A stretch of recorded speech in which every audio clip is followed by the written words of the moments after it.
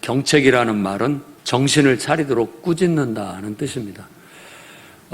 저도 대학생 때부터 주의 종의 길을 간다고 그렇게 하나님 앞에 서약을 하고 그때부터 담임 목사님에게 훈련 같은 걸 받았습니다. 그때부터 매주 금요일 저녁에는 철야 기도가 끝나면은 산에 가서 산기도를 했습니다. 그것이 한 10여 년 그렇게 되었던 것 같아요. 그러니까 전주에서 있었기 때문에 가까운 산에 가가지고 거기서 한 2시간, 그러니까 11시쯤에 출발을 하면 한 12시쯤 도착을 해서 산 꼭대기 거기에 평평한 기도할 만한 자리에 가서 같이 모여서 이제 기도를 하고 또 돌 하나 던질 만큼의 거리에 떨어져서 이제 각자 방석 깔고 기도를 하기도 하고 해서 2시간 동안을 아주 목이 터지라고 외치고 내려오고 했습니다. 그리고 나서 이제 토요일 날, 주일 날 사역을 하면 뭔지 모르게 이렇게 자신감? 뭔가 이렇게 힘이 느껴져서 더 열심히 하나님의 역사를 이루어냈던 것 같습니다. 그리고 난 다음에 주일 저녁 예배까지 이제 그때는 다 끝나고 나면 이제 우리 앞으로 신학교 가서 목회자 될 사람들 다 집합당합니다. 나쁜 의미가 아니고 좋은 의미에서 다 모여가지고 그때 경책을 받습니다. 그러니까 정말 잘하라고 우리의 정신을 번쩍 들게 하는 책망을 받는데 그때 성령이 충만하고 은혜가 있다 보니까 그런 말들이 하나도 상처가 되지 않고 오히려 더 잘하려고 하는 열심으로 그런 경책을 받았던 기억이 있습니다. 그러니까 건강한 신앙의 상태라면 경책받는 것이 자기한테 이로와요. 달리는 말에 채찍을 가한다고 더 빛이 나고 더 온전하게 더 열심을 낼 수 있는 그런 어떤 시원함을 느끼게 해주는 것 같습니다. 오늘 이 38장에서 우리가 읽은 말씀은 바로 여호와 하나님께서 폭풍우 가운데서 아주 무시무시한 폭풍우 가운데서 나타나셔서 욥에게 말씀하시는 내용인데 그 내용이 경책입니다. 욥을 향한, 새 친구를 향한, 엘리후를 향한 무지한 말로 생각을 어둡게 하는 자가 누구냐?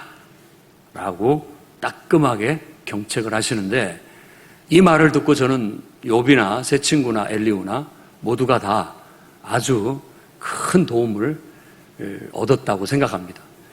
꾸짖는 말인데 이상하게 위로처럼 느끼고 꾸짖는 말인데 기분이 나쁜 것이 아니라 더 우리의 기분이 상쾌해지고 들을 말을 들었다라고 생각하고 더 나아질 수 있는 것, 그게 바로 저는 경책이라고 생각합니다.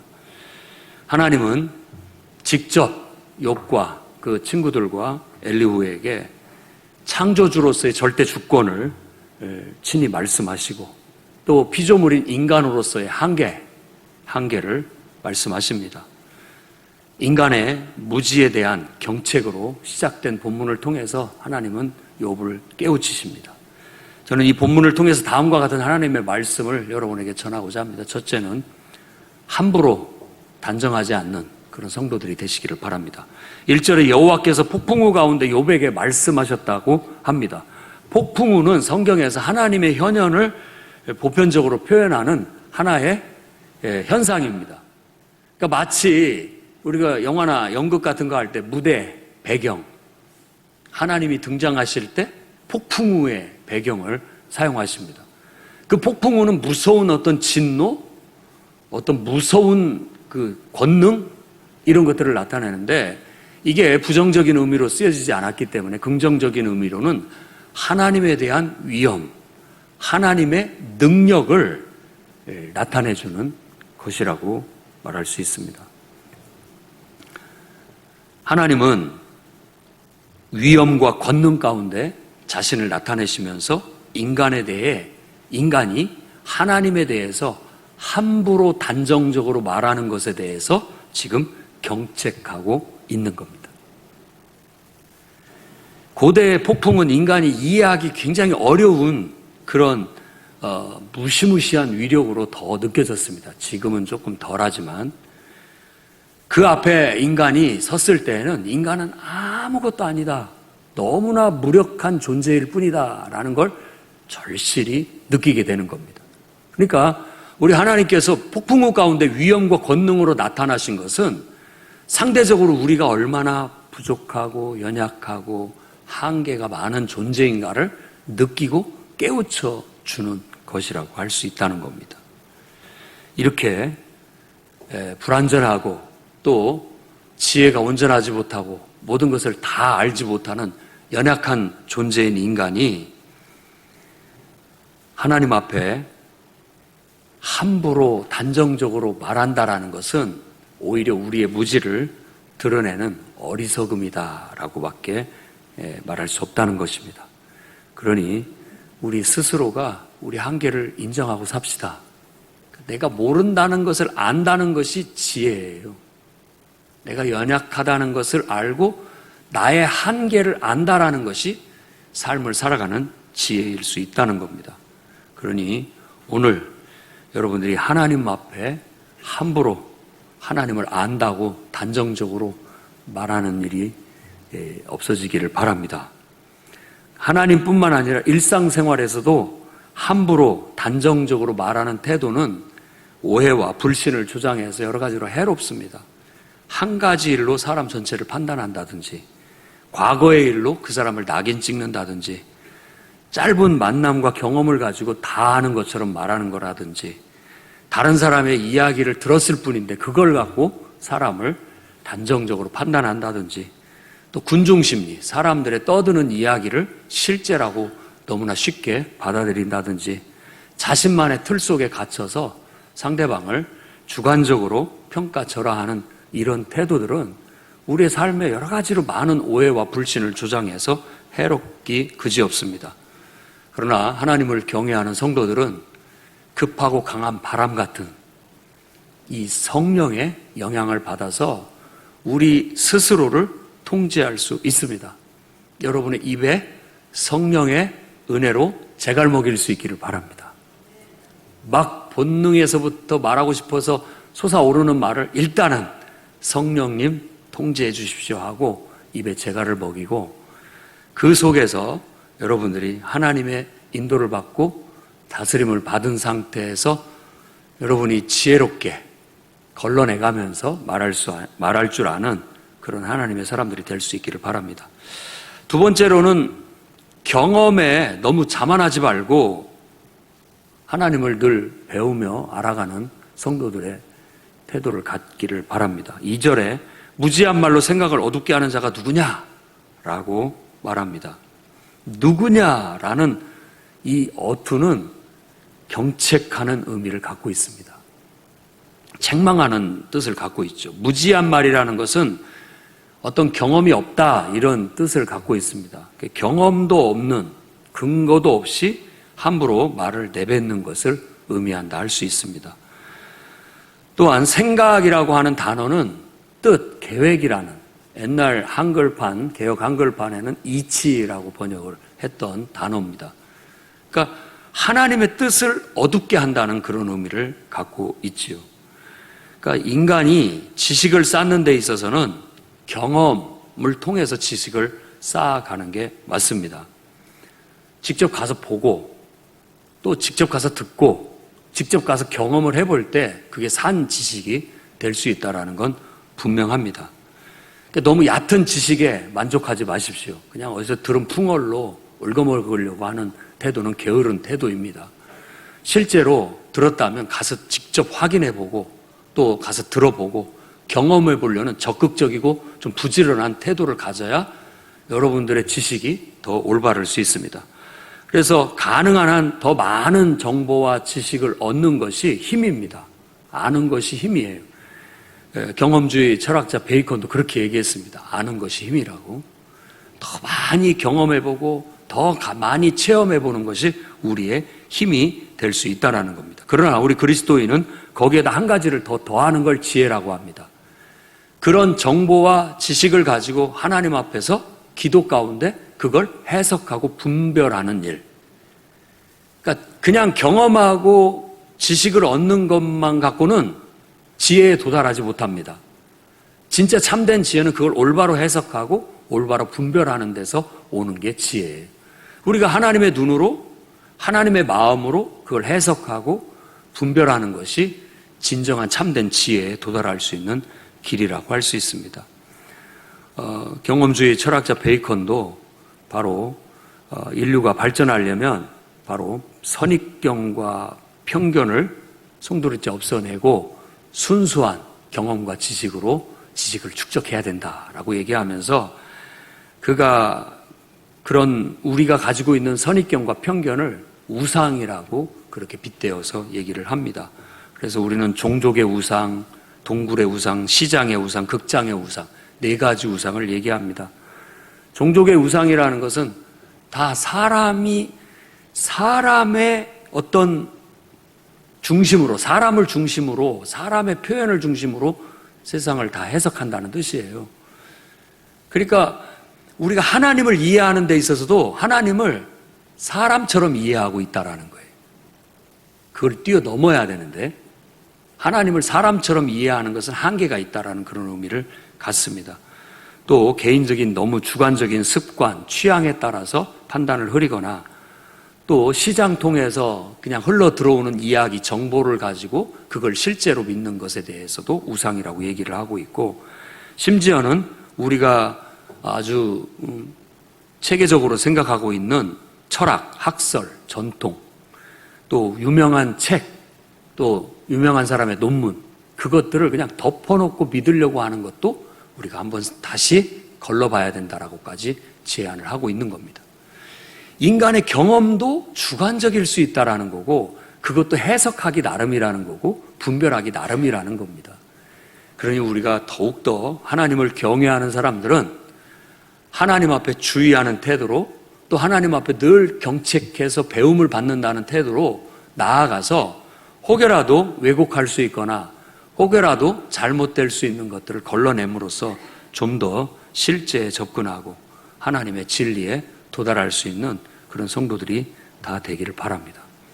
나도 모르는 사이에 선한 의도지만 하나님의 선한 뜻을 왜곡해버릴 수 있어요.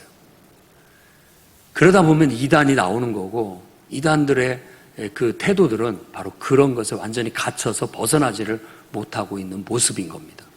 그러니까 욥기를 통해서 여러분들이 정말 경험에서 나오는 그 자만, 그걸 벗겨낼 수 있기를 바랍니다. 그러면서 더 겸손하게 하나님을 알아가는, 그리고 배워가는 태도로 살아갈 수 있기를 바랍니다. 세 번째로는 피하지 말고 당당하게 임하라는 겁니다. 3절에 너는 대장부처럼 허리를 묶고 내가 묻는 것을 대답할지니라 라고 욥에게 요구를 합니다. 허리를 묶는다는 것은 어려운 임무를 맡았을 때, 또 싸울 준비를 할 때 허리를 탁 이렇게 묶고 몸과 마음의 만반의 준비를 갖춘다는 거예요. 이것의 원뜻은 이겁니다. 하나님이 욥한테 야, 나하고 싸우려고 그래? 싸우려면 만반의 준비하고 와. 이런 뜻이, 이게 원뜻입니다. 근데 하나님과 싸웠던 사람이 성경에 나오는데 그가 바로 야복 강가에서 천사와 씨름을 했던 야곱입니다. 거기에서 씨름을 하고 밤새 놓아주지 않자 그 천사가 다리뼈를 후려쳤는데 다리뼈가 위골이 됐는데도 그 끝끝내 놓지 않자 네 이름이 뭐냐? 야곱입니다 라고 했을 때 그 이름을 앞으로는 이스라엘이라고 해라. 그 뜻은 하나님과 싸워서 이겼다는 뜻입니다. 인간이 하나님과 싸워서 이겼다라는 표현 자체가 불경스럽고 맞지 않는 말이지만 이건 애교 섞인 말입니다. 그만큼 하나님이 그를 사랑한다는 의미도 되고 더 귀하게 여긴다는 의미도 됩니다. 여러분, 자식을 이겨먹는